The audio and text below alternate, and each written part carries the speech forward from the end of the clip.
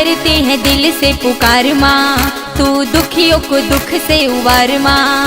हम करते हैं दिल से पुकार माँ, तू दुखियों को दुख से उबार माँ। शेरा वाली है तू, जोता वाली है तू, तेरे चरणों में सारा संसार है। भोली भाली है तू, दीन दयाली है तू, तेरा साचा सा प्यारा दरबार है।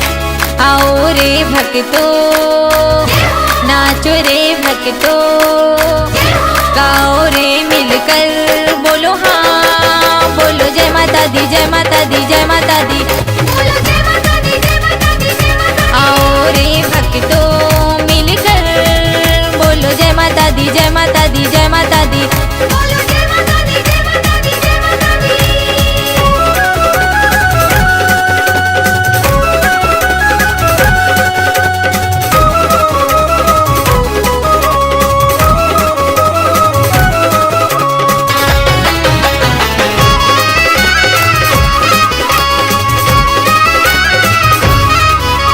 सुंदर है घड़ी ये सुहानी, ममता लुटाए माता रानी।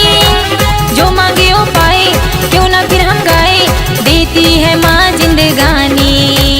जो मांगे वो पाए, क्यों ना फिर हम गाए, देती है माँ जिंदगानी। ब्रह्मा विष्णु महेश महिमा गाए गणेश, अम्बे रानी तेरी महिमा अपार है कण कण में तू, हर जीवन में तू, सबसे पावन ये तेरा दरबार है।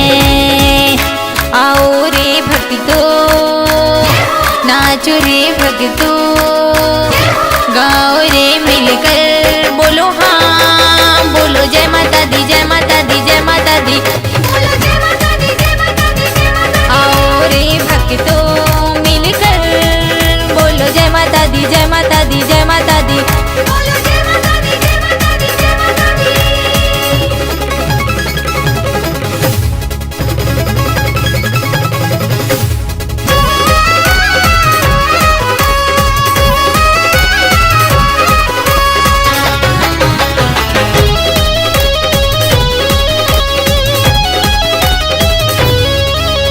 बिगड़ी बनाए शेरों वाली, कष्ट मिटाए शेरों वाली।